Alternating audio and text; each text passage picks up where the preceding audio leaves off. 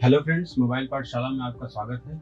मैं आज आप लोगों के लिए यूपीटीईटी का टॉपिक पर्वत श्रृंखलाएं या पर्वत लेकर के आया हूँ। इसमें मैं आपको भिन्न भिन्न तरह के माउंटेन रेंजेस के बारे में और माउंटेन से संबंधित सारी जानकारी दूंगा। दोस्तों, ये हमारा एक इंट्रोडक्शन वीडियो है। हमारी क्वेश्चन संबंधित लाइव क्लासेस कल सुबह से चलेंगी। तो आइए हम पढ़ना शुरू करते हैं।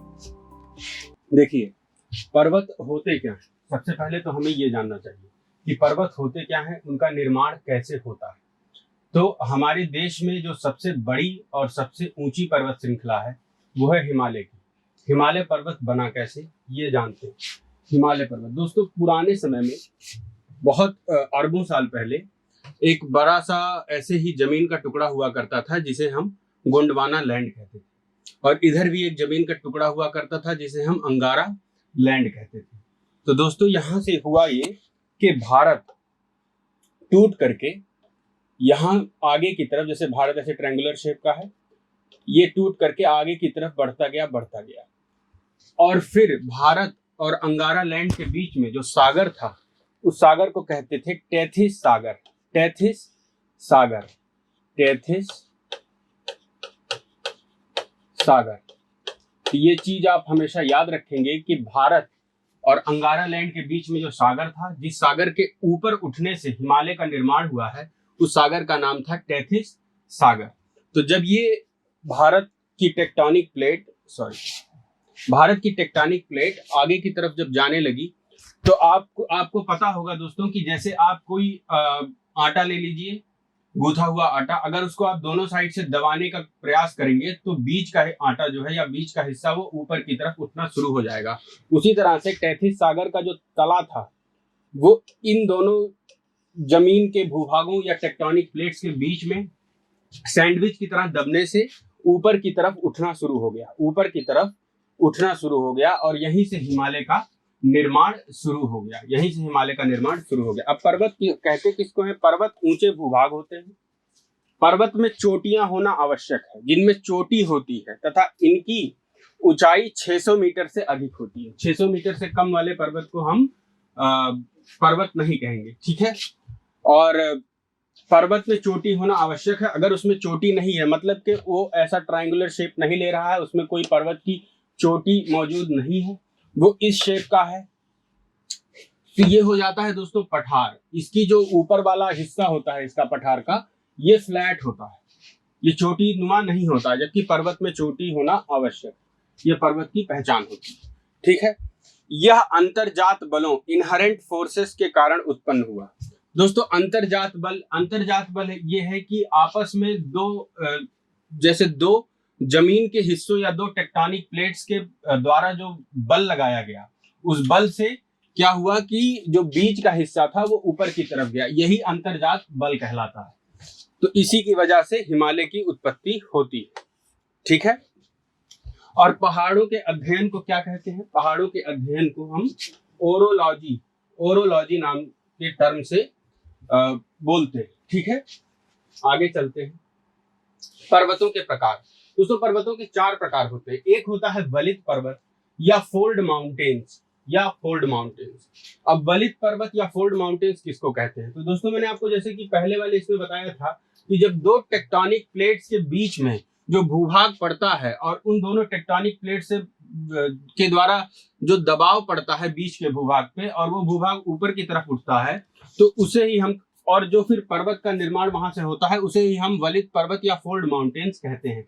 क्योंकि जो बीच का भूभाग है, जैसे कि 2 टेक्टोनिक प्लेट्स हैं, अब ये दोनों इस तरफ आ रही हैं, इनके आने से ये बीच का भूभाग जो है वो फोल्ड होकर के ऊपर की तरफ उठना प्रारंभ कर देगा, ठीक है।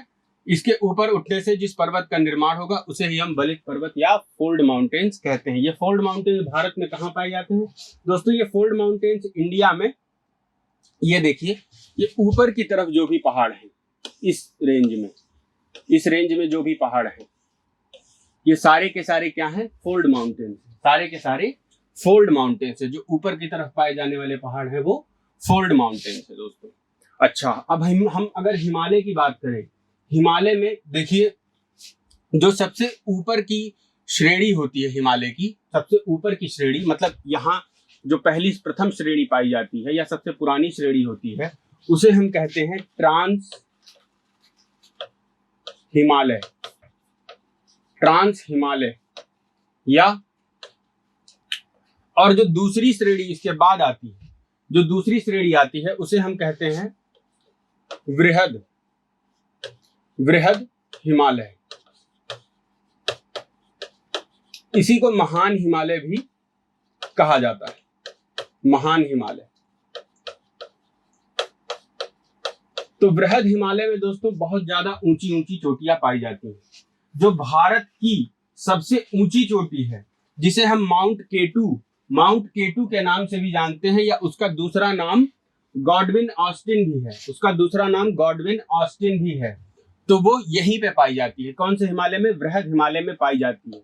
लेकिन वो हिस्सा अभी इस समय पाक अधिकृत कश्मीर में चला गया है। फिर भी क्योंकि पाक अधिकृत कश्मीर हमारा ही है और ऐसा क्लेम इंडिया लगातार करता आ रहा है कि ये उसका ही हिस्सा है, इसलिए अगर आपको क्वेश्चन आ जाए कि भारत की सबसे ऊंची पर्वत चोटी कौन सी है, तो आप आंसर यही देंगे कि केटू या गॉडविन ऑस्टिन भारत की सबसे ऊंची चोटी है। ठीक है, ऑप्शन आपको इसी हिसाब से रखा जाएगा।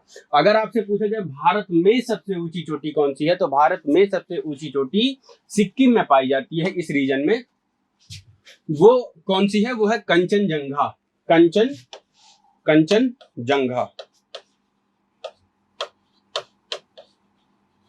कंचनजंगा।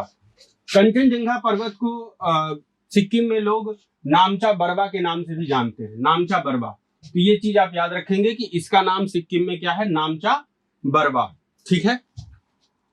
अच्छा, आपसे पूछा जाए अगर हिमालय में सबसे ऊंची चोटी कौन सी है, तो भारत में तो वो मौजूद नहीं है, वो है दोस्तों नेपाल में। उसे कहते हैं mount Everest, mount Everest. Mount Everest Himalaya की सबसे ऊंची चोटी है। हिमालय पर्वत श्रृंखला की सबसे ऊंची चोटी कौन सी है दोस्तों? Mount Everest. माउंट एवरेस्ट का नाम नेपाल में क्या है? सागर माथा, माउंट एवरेस्ट। और इसका नाम नेपाल में क्या है? सागर माथा। ठीक है, नेपाल में इसको सागर माथा नाम से भी बुलाया जाता है। ठीक है, आगे आते हैं ब्लॉक पर्वत। ब्लॉक पर्वत दोस्तों किसे कहते हैं? ब्लॉक पर्वत ऐसा होता है कि सपोज कोई, हम मान के चलते हैं कि कोई जमीन का भूभाग है और भूभाग किन्हीं कारणवश क्या हुआ कि बीच बीच में ये धंसना प्रारंभ हो गया, जैसे यहाँ पे धंस गया, यहाँ पे धंस गया, यहाँ पे धंस गया, तो अल्टीमेटली कैसा रूप ले लेगा? ये इस तरह का रूप ले लेगा। ठीक है, तो आप देख रहे होंगे कि दो ब्लॉक पर्वत के बीच में कुछ घाटियां बन जाती हैं, कुछ घाटियां बन जाती हैं। इन घाटियों को क्या कहते हैं हम? इन घाटियों को कहते हैं रिफ्ट वैली। ब्लॉक पर्वत के बीच, दो ब्लॉक पर्वत के बीच में जो घाटियां पाई जाती हैं, उन्हें हम किस नाम से जानते हैं? उन्हें हम बोलते हैं रिफ्ट वैली या रिफ्ट घाटी, या रिफ्ट घाटी। ठीक, ज्वालामुखी पर्वत दोस्तों, हमें पता है कि पृथ्वी के जो ऊपरी सतह है उसके नीचे, उसके कोर में, या पृथ्वी के सेंटर में, या उसके मध्य में बहुत सारा पिघला हुआ लावा मौजूद, पिघला हुआ लावा मौजूद है, गर्म लावा मौजूद है, जो लगातार कुछ गैसेस उस लावे से रिलीज होती रहती है। वो गैसेस क्या करती हैं कि धरती की सतह पर लगातार एक बल, एक फोर्स डालती है, जिससे धरती की सतह ऊपर की तरफ उड़ जाती है और वो लावा वहां से फूट करके बाहर निकलता है। तो वहां पे एक पर्वत का निर्माण हो जाता है। उस पर्वत का ऊपरी हिस्सा खुला हुआ रहता है। अगर जो ज्वालामुखी है वो एक्टिव है, यानी कि वो लगातार लावा फेंक रहा है, उससे लगातार लावा निकल रहा, तो एक्टिव वोल्केनो या एक्टिव ज्वालामुखी हो जाएगा। और अगर मान लीजिए कि वो बहुत पुराना हो चुका है, उससे लावा निकलना बंद हो चुका है, तो वो मृत ज्वालामुखी कहलाएगा, मृत ज्वालामुखी या डेड वोल्केनो कहलाएगा। तो इसका एक मतलब ज्वालामुखी पर्वत का एक एग्जाम्पल है, जापान में एक फुकुशिमा नाम का पर्वत है जो ज्वालामुखी पर्वत है। ठीक है, एक होता है अपशिष्ट पर्वत। भारत में हिमालय के अलावा भी बहुत सारे पहाड़ पाए जाते हैं, तो वो अपशिष्ट पर्वत ही हैं, सारे के सारे वो अपशिष्ट पर्वत हैं। जैसे कि अरावली, ये राजस्थान में पाई जाने वाली माउंटेन रेंज है, या राजस्थान में पाई जाने वाली पर्वत श्रृंखला है। अरावली, विंध्य, सतपुड़ा, वेस्टर्न घाट के सारे पर्वत और ईस्टर्न घाट के, पूर्वी घाट के या पश्चिमी घाट के पाए जाने वाले सारे पर्वत क्या हैं? ये सारे के सारे अपशिष्ट पर्वत हैं। अपशिष्ट पर्वत या रिजिडुअल माउंटेन। अब इन्हें अपशिष्ट पर्वत कहा क्यों जाता है? दोस्तों बहुत साल पहले जब ये वाला हिस्सा इंडिया का आकर के अंगारा लैंड में टकराया, तो उसी समय पे क्या हुआ कि यहाँ पे बहुत सारी ज्वालामुखीय गतिविधियां होने लगी। उन गतिविधियों की वजह से इससे जो लावा मैग्मा निकला वो आकर के यहीं पे इकट्ठा होने लगा। उसके अपशिष्ट यहाँ पे आकर के इकट्ठा होने लगे, इधर भी इकट्ठा होने लगे, यहाँ भी इकट्ठा होने लगे, जिसकी वजह से इन पर्वत श्रृंखलाओं का निर्माण हुआ। ठीक है, ये थे 4 तरह के पर्वत। अब आगे आते हैं कि कौन कौन से पर्वत हैं और कौन कौन से प्रदेश में वो पाए जाते हैं। देखिए, पूर्वी घाट के पर्वत, पूर्वी घाट के पर्वत कहाँ कहाँ पाए जाते हैं? तमिलनाडु, कर्नाटक, आंध्र प्रदेश, ओडिशा और पश्चिम बंगाल।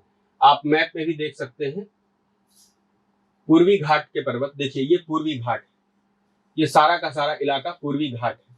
ये पश्चिम बंगाल भी इसी में आ गया, इसी में आपका कर्नाटक भी आ गया, इधर ही आंध्र प्रदेश भी है, ओडिशा भी है, बंगाल भी है, सारे इसी एरिया में सारे प्रदेश पड़ते हैं। तो इसी वजह से पूर्वी घाट के जो पर्वत श्रृंखला है वो तमिलनाडु, कर्नाटक, आंध्र प्रदेश, ओडिशा, पश्चिम बंगाल। दोस्तों पूर्वी घाट और पश्चिमी घाट दोनों के पर्वत कहाँ पे आकर के मिलते हैं? ये मिलते हैं नीलगिरी पर्वत श्रृंखला पे आकर के मिलते हैं। और कहाँ पे मिलते हैं? तमिलनाडु में आकर के ये एक साथ मिलते हैं। ये देखिए, यहाँ पे ही तमिलनाडु है, आपको पता ही होगा, यहाँ पे तमिलनाडु है। तमिलनाडु में पूर्वी और पश्चिमी घाट की पर्वत श्रृंखलाएं आकर के आपस में मिलती हैं। ठीक है, पश्चिमी घाट तमिलनाडु में भी है, केरल में है, कर्नाटक में है, गोवा में है और महाराष्ट्र में है। अब इधर केरल, कर्नाटक, गोवा, महाराष्ट्र ये सारे राज्य जो है इस साइड में पड़ते हैं। तो इसी वजह से जो पश्चिमी घाट के पर्वत हैं उनके स्टेट्स हैं तमिलनाडु, केरल, कर्नाटक, गोवा, महाराष्ट्र। अरावली पर्वत श्रृंखला कहाँ कहाँ पड़ती है? तो ये ज्यादातर थार मरुस्थल में है। ये है गुजरात, राजस्थान और हरियाणा। ये देखिए, ये गुजरात, राजस्थान और हरियाणा रेंज का पूरा एक मानचित्र में आपको दिखाया गया है। ठीक है, अब विंध्य और सतपुड़ा ये 2 पर्वत श्रृंखलाएं क्या करती हैं कि उत्तरी भारत को दक्षिणी भारत से अलग करने का काम करती हैं।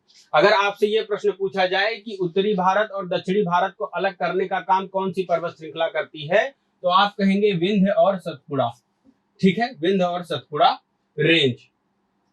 ठीक है, कार्डमम पर्वत श्रृंखला। कार्डमम शायद दोस्तों एक मसाले का नाम है, इलायची का, इसे कार्डमम भी कहते हैं। कार्डमम पर्वत श्रृंखला कहाँ पे है? अब जहां पे मसाला पैदा होगा वहीं पे पर्वत श्रृंखला होगी।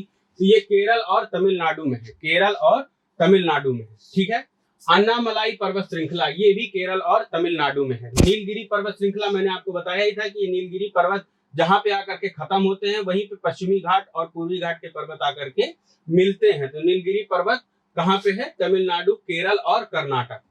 ठीक है, सतपुड़ा पर्वत श्रृंखला है गुजरात, महाराष्ट्र, मध्य प्रदेश, छत्तीसगढ़। मैप में देखने पे आपको पता लग जाएगा ये गुजरात, महाराष्ट्र और मध्य प्रदेश और छत्तीसगढ़ इन राज्यों में पाई जाती है।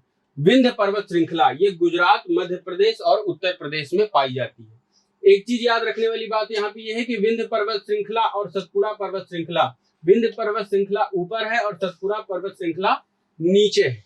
विंध्य पर्वत श्रृंखला ऊपर की साइड है और सतपुड़ा पर्वत श्रृंखला नीचे की साइड है। ठीक है, गारो खासी जैंतिया पर्वत श्रृंखला।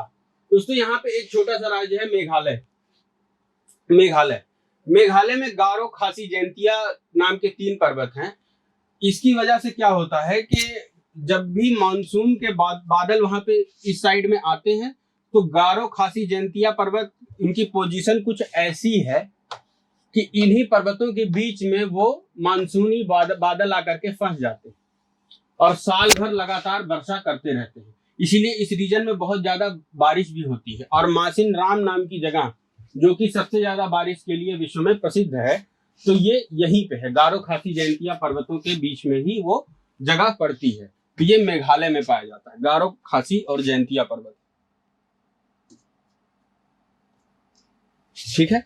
पीर पंजाल ये हिमाचल प्रदेश, जम्मू और कश्मीर में पाया जाता है। पीर पंजाल माउंटेन रेंज कहाँ पाई जाती है? हिमाचल प्रदेश, जम्मू और कश्मीर। और काराकोरम कहाँ पाई जाती है? लद्दाख क्षेत्र। दोस्तों काराकोरम माउंटेन रेंज जो है वो ट्रांस हिमालय और बृहद हिमालय के बीच में आती है। तो काराकोरम दर्रा अगर आपसे पूछा जाए या काराकोरम पर्वत श्रृंखला पूछी जाए तो ये सब लद्दाख में पाई जाएगी। आगे चलते हैं। ठीक है। अब मैंने आपको ये बता दिया था भारत का उच्चतम पर्वत कौन सा है? कंचनजंगा है। भारत का उच्चतम पर्वत कंचनजंगा है। लेकिन अगर आपसे पूछा जाए कि भारत में सबसे ऊंचा पर्वत कौन सा है तो वो है K2, माउंट K2 या गॉडविन